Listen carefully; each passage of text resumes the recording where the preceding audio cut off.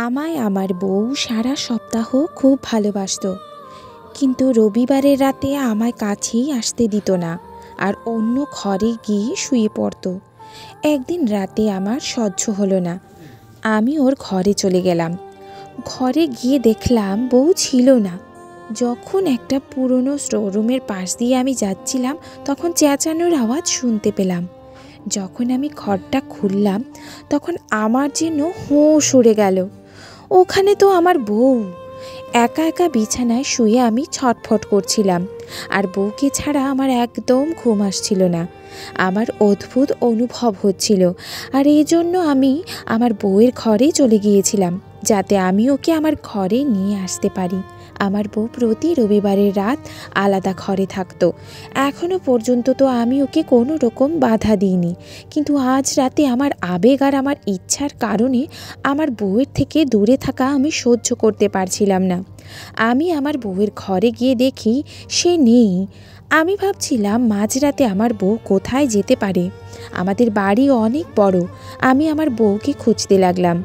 আমি ওকে কোথাও খুঁজে পেলাম না। স্টোর রুমের সামনে গিয়ে যেতেই আমি চিৎকারের শব্দ শুনতে পেলাম। আমি অনেক কষ্টে স্টোর রুমের দরজা খুলতেই ভেতরের দৃশ্য দেখে তো আমার পায়ের নিচের থেকে মাটি সরে গেল। আমি ভাবতেই পারিনি যে আমার বউকে আমি এই অবস্থায় স্টোর রুমে পাবো। আমরা দুই ভাই ছিলাম, আর আমাদের এক বৃদ্ধা মা ছিল। মা অনেক দিন ধরেই অসুস্থ ছিল, আর বাড়ির সব কাজ এলোমেলো হয়ে ছড়িয়েছিল। আমরা দুজনেই ছিলাম ছেলে, তাই বাড়ির দেখাশোনা করতে পারতাম না। যতটা সম্ভব হতো আমরা দুজনেই মা আর বাড়ির দেখাশোনা করতাম। তারপরেও মনে হতো এই বাড়িতে একটা মেয়ের অভাব আছে। একজন মহিলা যেভাবে গুছিয়ে ঘর সামলাতে পারে, আমরা দুজন ভাই একসাথে মিলেও সেভাবে সুন্দর করে ঘর সামলাতে পারতাম না। একদিন মায়ের এক পুরনো বান্ধবী আমাদের ঘরে আসলো, আর মায়ের অবস্থা দেখে মাকে পরামর্শ দিল যে আমাদের দুই ভাইয়ের মধ্যে যে কোনো এক ভাইয়ের বিয়ে দিয়ে দেওয়া উচিত। সে আমার মাকে নিজের ভাইয়ের মেয়ের ছবি দেখালো। মেয়েটি ভীষণ সুন্দর ছিল, আর সে নিজের ভাগ্নির জন্য কোনো ছেলে খুঁজছিল। প্রথম দেখাতেই সেই মেয়েটিকে আমার মায়ের ভীষণ পছন্দ হয়ে যায়। মায়ের বান্ধবী ওই মেয়েটির অনেক প্রশংসা করছিল যে ওনার ভাগ্নি শেহনাজ ঘর ভীষণ ভালোভাবে সামলাতে পারত, আর সে পুরো ঘর খুব ভালোভাবে সামলে রাখবে। মাও ঘরের ব্যাপারে ভীষণ চিন্তায় ছিল। এই জন্য মা এবার বুঝে গিয়েছিল যে এবার মায়ের সত্যিই কোনো বৌমার দরকার। মা আমার দাদাকে শেহনাজের ছবি দেখিয়ে বলল শেহনাজের সঙ্গে দাদার বিয়ে দিতে চাইছে মা। কিন্তু দাদা মুখের উপর না করে দিল, আর বলল সে গরিব মেয়ের সাথে বিয়ে করতে চায়, কেননা সে নিজেও ভীষণ ভালো এবং সে বিয়েতে কোনো রকম পণ নিতে চায় না, বরং নিজেই সে সমস্ত কিছু করতে চায়। আপাতত এই জন্যই সে বিয়েতে রাজি হয়নি। মা যখন আমাকে প্রথমবার শেহনাজের ফটো দেখালো, আমি তো প্রথম দেখাতেই ওকে পছন্দ করে নিয়েছিলাম। শেহনাজ একদম সেরকম মেয়ে ছিল যেরকম মেয়ে আমি পছন্দ করতাম। দাদার মতো আমিও খুব ভালো চাকরি করতাম। এই জন্য মা ভাবলো যে সে দাদার বদলে আমার বিয়ে করিয়ে দেবে। শেহনাজ পড়ালেখায় ভীষণ ভালো ছিল আর খুব ভালো পরিবারের মেয়ে ছিল। সে তার বাবার নিজস্ব ব্যবসা ছিল। তাদের অবস্থা আমাদের থেকে অনেক ভালো ছিল। মা যখন শেহনাজের বাড়িতে সম্পর্ক নিয়ে গেল, তখন মার মনে হলো শেহনাজের পরিবার এই সম্পর্কের জন্য না বলে দেবে। কিন্তু শেহনাজের পরিবারের সদস্যরা আমার মাকে অনেক খাতির করেছিল আর বিয়ের সম্বন্ধ মেনেও নিয়েছিল। ছেলের মাথা সাজানোর আকুতি তার চোখে মুখে জল জল করছিল। প্রথম খুশি। আপার মৃত্যুর পর তো আমরা উৎসব পালন করাই বন্ধ করে দিয়েছিলাম। এদিকে মা নিজের অসুস্থতার কথা ভুলে গিয়ে বিয়ের প্রস্তুতিতে মজে ছিল। ছেলেকে বিয়ের সাজে দেখার ইচ্ছে তার চোখ মুখ জল জল করছিল। দেখতে দেখতে আমার বিয়ের দিন এসে উপস্থিত হলো, আর আমি শাহনাজকে প্রথমবার নিজের বউয়ের রূপে দেখলাম। আমি যখন ঘরে ঢুকলাম তখন শেহনাজ ওর সুন্দর মুখের উপর ঘোমটা দিয়ে বসেছিল। সে আমার জন্য অপেক্ষা করছিল। আমি শেহনাজকে বিয়ের উপহার দিয়ে ওর সুন্দর মুখের দিকে তাকিয়ে রইলাম। ও যেন একটা সুন্দর মূর্তির মতো ছিল। ওর যৌবন ভরা শরীর আমার আবেগকে উত্তেজিত করে তুলেছিল। আমি হঠাৎ করে শেহনাজের হাতে চুমু খেলাম। ও ভয় পেয়ে চুপ করে বসে রইল। আমারই আচরণেও ভয় পেয়ে জড়সড় হয়ে গিয়েছিল। ওর লজ্জা পাওয়া আমার খুব ভালো লাগছিল। আমি ওকে আমার কাছে টেনে নিলাম আর ওকে আস্তে আস্তে ভালোবাসতে লাগলাম। আমার প্রেমের আবেগের সামনে ওর আলতো অস্তিত্ব মুহূর্তেই ভেঙে পড়ল।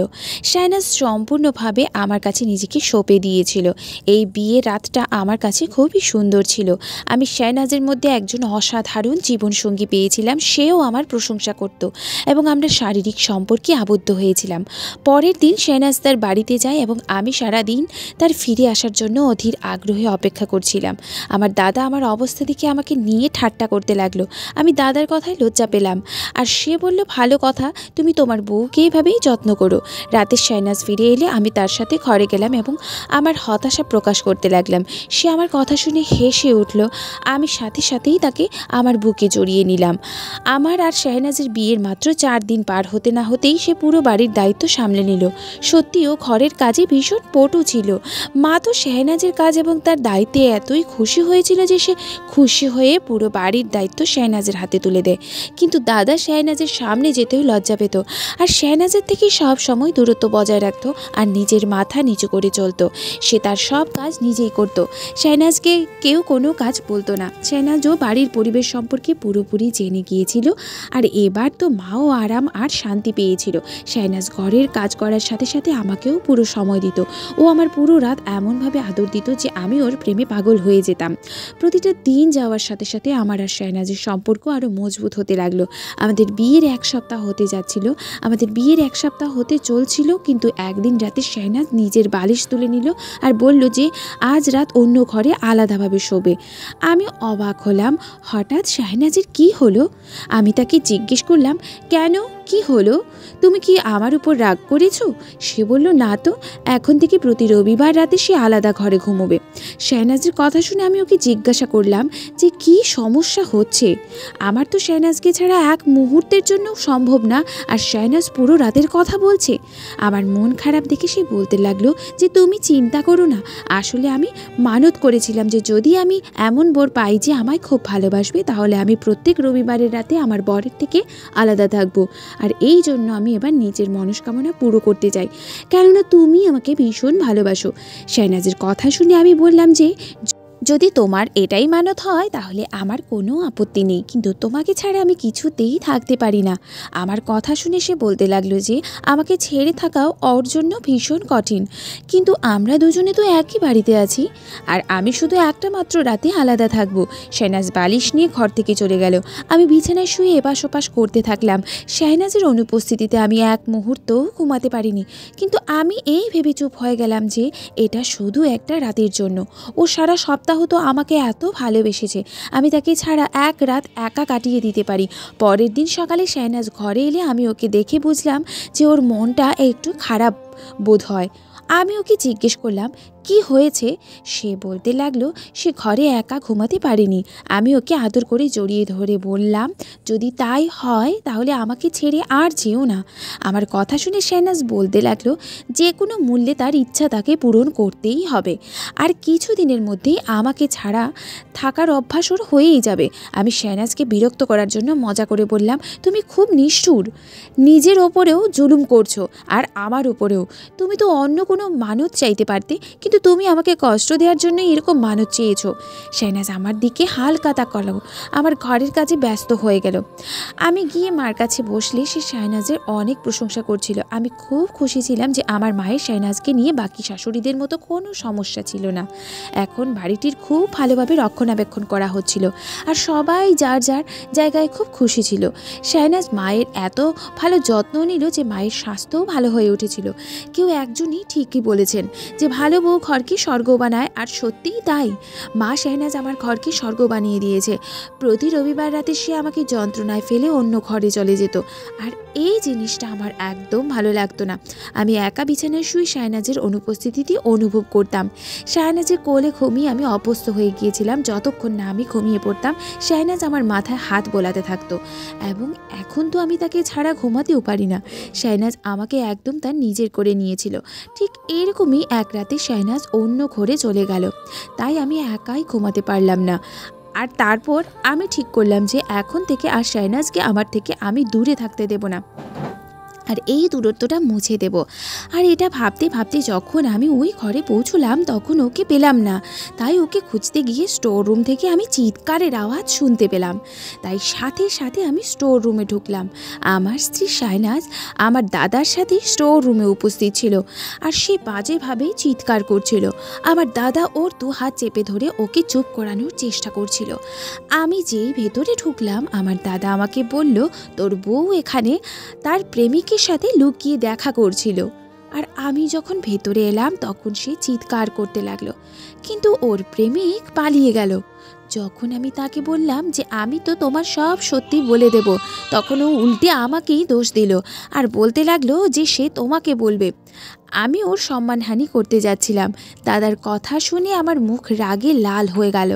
আমি এগিয়ে গিয়ে শাহনাজের মুখে একটা চড় মারলাম।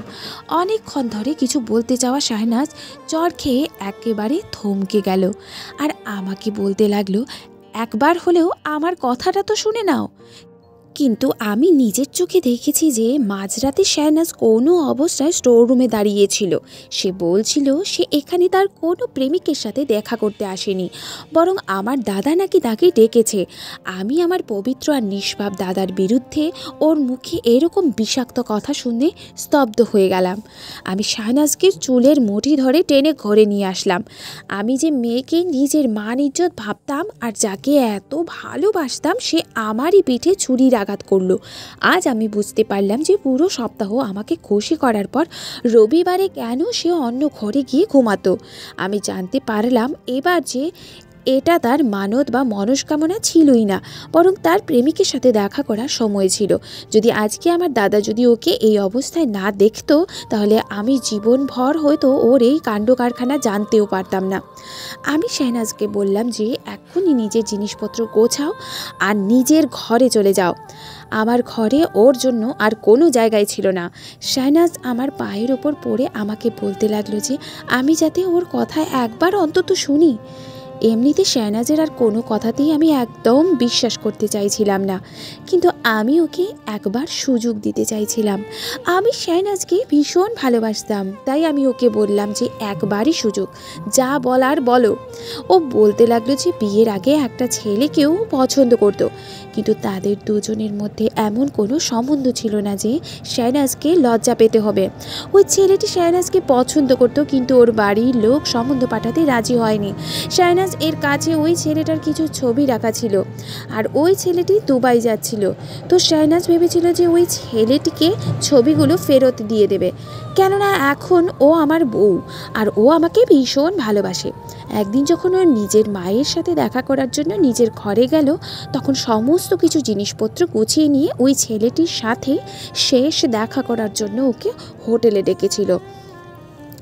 ওই ছেলেটির সব জিনিসপত্র ফিরিয়ে দিয়ে নিজের হাসি খুশি আর স্বাধীন জীবন থেকে তাকে মুক্ত করে দিল। আর ওই ছেলেটিও শাহনাজকে ভুলে নিজের জীবনে আগামী দিনের পথ চলার এগিয়ে গেল। কিন্তু ওদের সেই শেষ দেখা শাহনাজের জীবনে সমস্যা হয়ে দাঁড়ালো।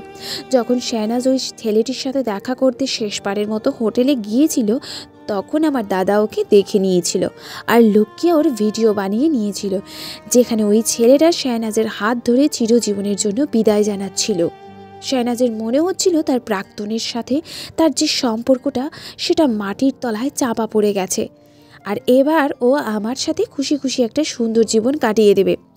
কিন্তু আমার দাদা ওর ভিডিও বানিয়ে ওকে ব্ল্যাকমেইল করতে লাগলো, যাতে ও সপ্তাহে একটা করে রাত দাদার সাথে কাটায়। ও আমার দাদার হুমকিতে ভয় পেয়ে যায় আর আমাকে কিছুতেই ছাড়তে চায়নি। এই জন্য ও সিদ্ধান্ত নিয়েছিল আর ও প্রত্যেক রবিবারের রাতে আমার দাদার সাথে স্টোর রুমে কাটাতে লাগলো। কিন্তু এই সমস্ত ও নিজের ইচ্ছায় করেনি, তাই আমার দাদার উল্টো পাল্টা ব্যবহারের জন্য ও চিৎকার করত। শাহনাজ আমার সামনে হাত জোর করে কাঁদতে লাগলো। ও বলতে লাগলো যে ও নিজেও এই পাপের জীবন থেকে বের হতে চাইছিল, কিন্তু আমাকে ছাড়াও বাঁচতে পারবে না। এই জন্য কখনো ও সত্যি বলার সাহস করেনি। আমি অবিশ্বাসের চোখে শাহনাজের দিকে তাকিয়েছিলাম। ওর সব কথাই আমার বিশ্বাস করতে পারছিলাম, কিন্তু এই কথায় আমি কখনো বিশ্বাসই করতে পারছি না যে আমার দাদা শাহনাজের সাথে সম্পর্ক করার জন্য ওকে ঘরে ডাকতো। আমার দাদা তো ভীষণ পবিত্র আর সাদাসিধে মানুষ ছিল। সে তো কখনো চোখ তুলেও কোনো মেয়ের দিকে তাকায়নি। আর শাহনাজের সাথে সম্বন্ধ করার সময় সে নিজেই বারণ করে দিয়েছিল। তাহলে কেন শাহনাজকে নিজের কাছে ডাকতো? আমি তো পুরোপুরি দ্বন্দ্বের মধ্যে পড়ে গিয়েছিলাম। শাহনাজের চোখের জল বলে দিচ্ছিল যে সে সত্যি বলছিল, আর আমি আমার দাদার পবিত্র চরিত্রের সব থেকেই বড় প্রমাণ ছিলাম। আমি মাথা ধরে বসে পড়লাম। আমি কিচ্ছু বুঝতে পারছিলাম না। আমি শাহনাজের সাথে কোনো অন্যায় করতে চাইছিলাম না, কিন্তু আমি এমন একজন মহিলাকে আপন করতে পারতাম না যে কিনা আমার দাদার চরিত্রের দিকে আঙুল তোলে। আমি ওকে বললাম যে আপাতত ও যেন ঘরে চলে যায় আর কিছুদিন ওখানেই থাকে। আমি ঠান্ডা মাথায় এই ব্যাপারটা ভাববো, তারপরেই কোনো সিদ্ধান্ত নিতে পারবো। সকালবেলা আমি নিজেই শাহনাজকে ওর বাড়িতে দিয়ে এলাম। আমার গাড়ি থেকে নামার সময় শাহনাজ একটাই কথা বলল যে ও আমাকে ভীষণ ভালোবাসে আর ও যা কিছু করেছে বাধ্য হয়ে করেছে। আমার হৃদয় শাহনাজের কথা বিশ্বাস করতে চাইছিল, কিন্তু নিজের দাদাকেও তো আমি খুব ভালো করে জানতাম। শাহনাজকে ছেড়ে আমি যখন আমার দাদার ঘরে এলাম তখন দাদা নামাজ পড়ছিল। আমি চুপ করে একটা কোণে বসে পড়লাম। আমার কাছে আমার দাদাকে জিজ্ঞাসা করার মতো কোনো প্রশ্নই ছিল না। আমার দাদা পরিষ্কারভাবে নিজের মুখে আমাকেই বলে দিয়েছিল যে সেই রাতে সে জল খেতে নিজের ঘর থেকে বেরোচ্ছিল। যখন স্টোর রুম থেকে সে আওয়াজ শুনতে পেল তখন সে ওই ঘরে ঢুকলো। ওখানে শাহনাজ একটা ছেলের সাথে উপস্থিত ছিল। ওরা দুইজন সেই সময় খুব বাজে অবস্থায় ছিল। মায়ের শরীর খুব একটা ঠিক ছিল না, সেজন্য আপাতত মাকে এই ব্যাপারটা থেকে আমি দূরে রাখতে চেয়েছিলাম। মাকে আমি এমনি বলেছিলাম যে শাহনাজ কিছু দিনের জন্য নিজের ঘরে গেছে থাকতে। দিন ধীরে ধীরে কাটতে লাগলো। এদিকে আমার মনের দ্বন্দ্ব শেষ হচ্ছিল না। অফিসের মধ্যে কোনো কাজেই আমার মন লাগছিল না। আমার দাদা আমাকে বলল যে আমার শাহনাজকে তালাক দিয়ে দেওয়া উচিত, কেননা ওর মতো ঘর সংসার করার যোগ্য নয়। আমার আর শাহনাজের সম্পর্ক নষ্ট করতে একেবারেই রাজি ছিলাম না। আমি আমাদের সম্পর্কটাকে কিছুটা সময় দিতে চাইছিলাম। শাহনাজ আমাকে প্রতিদিনই বেশ কয়েকবার ফোন করতে থাকতো, কিন্তু আমি ওর ফোন তুলতাম না। মা বারবার শাহনাজের বিষয়ে প্রশ্ন করতো যে শাহনাজ কবে ফিরবে। শাহনাজ মায়েরও অভ্যাস হয়ে গিয়েছিল। শাহনাজ এমনভাবে মায়ের খেয়াল রাখতো যে মা ওকে নিজের মেয়ের মতো ভালোবাসতো। আমি অফিস থেকে একদিন বাড়ি ফিরছিলাম। কিছুক্ষণ পরেই আমি খবর পেলাম যে আমার দাদার অ্যাক্সিডেন্ট হয়ে গেছে। আমি শাহনাজকে তালাক দেওয়ার জন্য ওই দিন সন্ধ্যায় ওর ঘরে যাচ্ছিলাম, কিন্তু দাদার অ্যাক্সিডেন্টের কথা শুনতেই আমি হাসপাতালের দিকে দৌড়লাম। দাদার অবস্থা খুব খারাপ ছিল। দাদার শরীরের হাড় ভেঙে গিয়েছিল। শেষে কয়েক ঘন্টা অপারেশনের পর দাদার জীবন বাঁচানো গেল, কিন্তু ডাক্তার বলছিল যে সে আর জীবনে কোনো দিনও বসতে পারবে না। তার মেরুদণ্ড পুরোপুরি ভেঙে গেছে। দাদার পাও পুরোপুরি নষ্ট হয়ে গেছে। দাদার এই অবস্থা দেখে আমি শাহনাজকে পুরোপুরি ভুলে গিয়েছিলাম আর দাদার সেবায় জুটে গিয়েছিলাম।